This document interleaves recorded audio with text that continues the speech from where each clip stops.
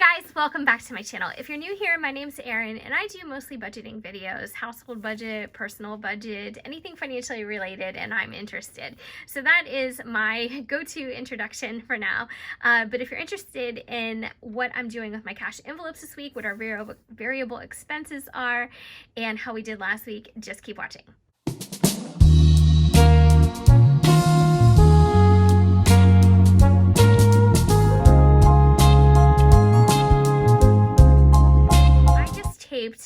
My budget with me for this week, and the reason why I'm doing it separately is because I think some people are more interested in the cash envelope side of budgeting and some people are interested in the big picture. And so what I did was just film the big picture. Now you're looking up here and you're probably saying, oh my goodness, there is a big fat zero here where there should be a paycheck amount. I got into why that is and what's going on with us and what bills we have due, what expenses in my previous video. I'm going to continue to keep these separate just because I think that sometimes these videos have different audiences. And it's totally fine with me because it's also in steps. I do this part first, I do the cash envelope second, so it's totally fine with me to keep it separate. Last week, we had tons of bills due, so it pretty much ate up our entire income. And I didn't have much left. You can see I had $22 left from the paychecks. And so what I did was borrow from the week before. And the reason why I was able to borrow from the week before is because we had no bills due that week and we didn't use all of our money for cash envelopes. So as you can see, we had $550. This is really some inconsistent income. Our income as a household, my husband and I, used to be very consistent and predictable. So you could probably bank on every single video that I did. You could guess how much money we had coming in. And now since everything has happened, everything has been very, very inconsistent. I think that I need to kind of work that idea, that concept into what's going on with these videos because yeah, it's really hard to keep track of what's going on for myself. But I had $332 remaining last week, even after I used some of the money for variable expenses. So I used $218. And so I wasn't sure what I was going to do with that money. And I was glad that I held on to it because I did need some help this week. Or last week. I used some of that money to stuff my cash envelopes and it was $336. What I do when I run out of money is I do dip into our savings, and sometimes, you know, you have to do what you have to do. And I'm okay with that because I think that's what our savings is for. It's to be kind of that net, that safety net. Maybe it shouldn't be, you know, our savings is for retirement, it's to pay off our home, it's to pay off our debt and all those things. I totally understand. But when you find yourself in a situation where you don't have all the control, you kind of have to do what you have to do, at least for the time being. So I did dip into last week's money, a little bit of savings and things like that to get us through the week. I'm going to show you what I have remaining in my cash envelope. So it's not a whole heck of a lot. What I had to do was use $186 to pay off a medical bill, and I put that in my miscellaneous envelope. That cash didn't stay in there for very long. I literally got it out of our main checking account, put it into a different one where I could actually write a check from, and I mailed that off and I paid that. So this envelope is empty. So we're good there. And for gas, I already looked at these, so I know what's going on. We had a $5 bill left in the gas envelope, so I'm going to put that aside. And I did take out the rest of the money that we need, so I'll be designating that. But I'm going to put this aside too because I planned on drawing from what we didn't use last week. So for the dogs, I budgeted $22 for their dog food, and I just put that with my grocery money. I bought it when I was at the store. And for groceries, I ended up saving $11. And so what I'm going to do is put that with my cash too. So I need to zoom out just a bit because I'm too close. So this week I have a couple categories that I'm going to be stuffing. So I'm going to write that down here. And like I said, I've got all my cash here that I'm going to use to stuff. And I'm going to tell you what's what. First variable expense is going to be groceries. I always list that first. I'm not sure why. Probably because it's the biggest cash pool each week as far as my cash envelopes go. Well, I guess not last week because I had that medical bill. But I'm going to do $80. Just a nice round 80 bucks. And see, I'm either too close or too far away.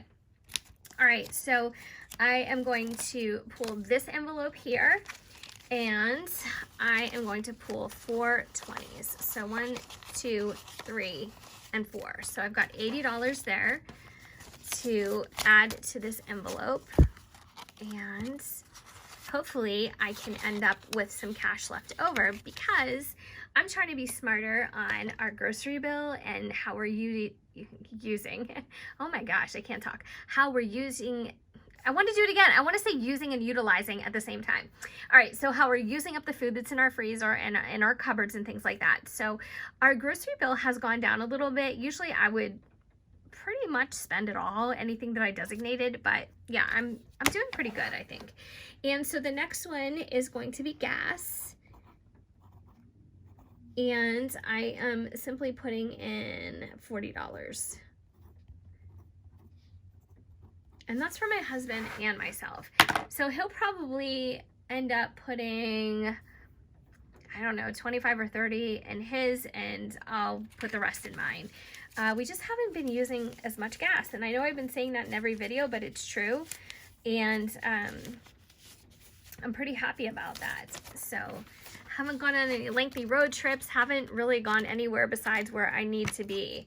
So I've got the 220s here, and I'm going to put those in the envelope. So we're all set with our gas.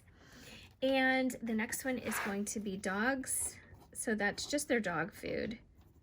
And it's $22. And so I'm going to pull, I've got a 1 from the bank, I've got a 1 from my cash envelope that I didn't use, and then I've got, oh, what am I doing? Hello? $22, not $42. All right, so I'm going to put that into the dog's envelope. The next one I have left is car. Now I'm gonna see, I took money out and then I said I would use the 10. So I've got 20, 40, 60, 80, 1, 20, 40, 60, 80, 2, 210, 215.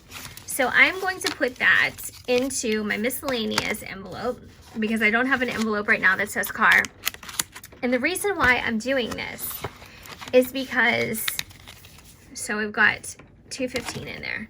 The reason why I'm doing that is because my lease is coming due and I have really struggled on what to do from here, because if I don't stay with the same car company, I'm going to be charged a disposition fee, and I don't really want that to happen. I didn't want to stay with the same car company, but I might have to, and there is a deal coming up, and we've been looking around, we've been looking at other brands, we've been really weighing our options, and unfortunately right now there's no early lease pull ahead where they'll kind of like forgive your last couple of payments. So I'm gonna be on the hook for that. However, I feel like my car needs a new tire and it needs brakes, and I really don't want to invest that money into it, especially when I'm gonna turn around and turn it in within the next 30 to 60 days. So I am in a little bit of a conundrum. I know that I'm going to have to pay this car off regardless, and I'm just not sure what I'm going to do next. So I know just from past experience that whenever, at least whenever, I swear I cannot talk today, whenever I've gotten a new lease, new car, usually you have to put down the first month's payment, tax and title. So it's, you know, it can be expensive. And there are some deals, like I know right now the Honda near us has a sign and drive, you know, where you just kind of get billed, I guess, your first payment 30 days later. I don't know. But I'm just really weighing my options with the expense too. I know that our financial situation isn't going to be the way it is right now forever. And so I don't really want to scare myself because I'm afraid I'm not going to, just basing it on what our financial situation is right now, because it's going to improve. But I also have just a hesitancy because I like to see real numbers in front of my face. And if the numbers don't add up right now, I don't like to gamble what they're going to be in the future. So I'm really conflicted. I have $215 that I am going to put in an envelope and not touch. And I'm going to save that. $357. I'm going to save that for my down payment on my next lease. So a lot of you asked, and I talked about this in a previous video, you know, why don't you just buy a car? Actually, I don't feel like I have the money for that right now. I don't have the money to put down on a car. I'm just going to be totally honest with you. I don't have a couple thousand to put down. And if you take the price of a car and you condense it, let's do the math really quickly, because I know this is kind of a subject that people are divided on. So let's just say you take a $30,000 car. So over the course of a life, let's say you're at 1.9% interest. All right. So here's your new total, $30,570. Now, again, I'm just pulling that out of nowhere. I saw 1.9 somewhere on a commercial, but let's divide that into the average 60 months. That car payment is $509.50. If you guys have been watching my videos, you know that my car payment is $290.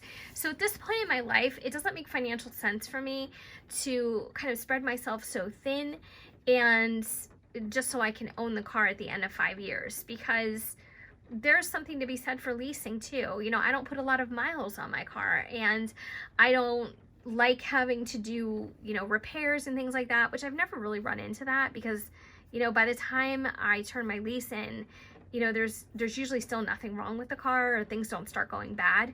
But I like being able to change my car out too. I know that's a luxury, but I'm just saying everybody's on kind of a different page as far as what works for them. And so I just wanted to show you, you know, for the next 5 years, I'd be locked into a $509 car payment.